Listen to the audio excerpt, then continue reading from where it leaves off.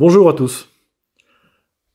Une mauvaise nouvelle cette semaine, celle bien sûr annoncée par le Premier ministre dans sa conférence de presse d'hier soir, plaçant un tiers de notre population dans le régime du confinement. J'aurai l'occasion, dans des éditions ultérieures de Vendredi c'est Poisson, de revenir sur cette décision et sur ses conséquences nuisibles, néfastes pour notre pays. Mais je voulais attirer votre attention aujourd'hui sur deux bonnes nouvelles.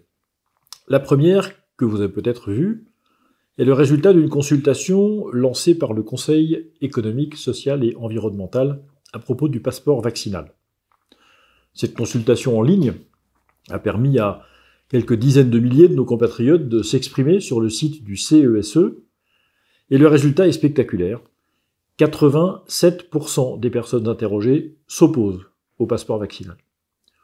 Vous me direz que la dernière fois que le peuple français s'est exprimé auprès du CESE, c'était par le biais de 700 000 pétitions qui lui sont arrivées et qui voulaient demander le retrait du projet de loi de mariage pour tous. On sait malheureusement ce que le CESE en a fait et combien il s'est discrédité à cette occasion.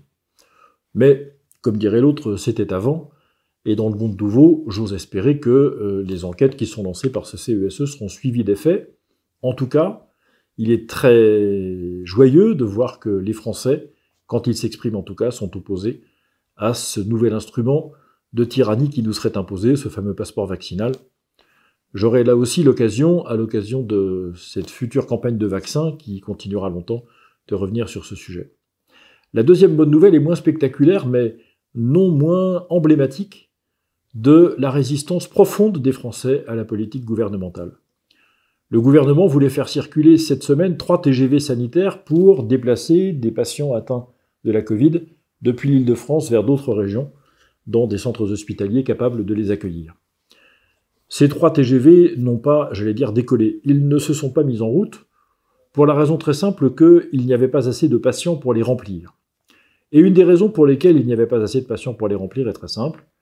Les familles de ces patients se sont majoritairement opposées au transfert de leurs membres et ne voulaient pas voir leur père, leur mère, leur oncle, leur tante, je ne sais qui, à des centaines de kilomètres et s'éloigner ainsi de leur regard et de leur affection.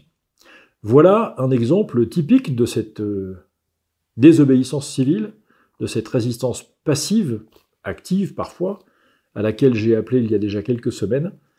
Et voilà ce qui est réconfortant, c'est que les Français manifestent par des gestes de cette nature, apparemment sans importance ou qui ne sont pas spectaculaires, leur opposition farouche, leur résistance à un gouvernement qui continue de nous manipuler, je crois, de nous mentir avec le confinement comme seule solution et le vaccin comme seul horizon.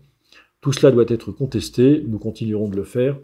Et en tout cas, je vous donne rendez-vous à la semaine prochaine, comme tous les vendredis, pour reparler avec vous de ces premiers jours de nouveau confinement. Je vous souhaite, à ceux d'entre nous qui sont confinés, une bonne fin de semaine, malheureusement. À tous ceux qui ne le sont pas, je vous souhaite de profiter de vos instants de liberté. Et en tout cas, je vous donne rendez-vous au printemps prochain, puisque vendredi prochain, nous serons déjà le printemps. Merci beaucoup.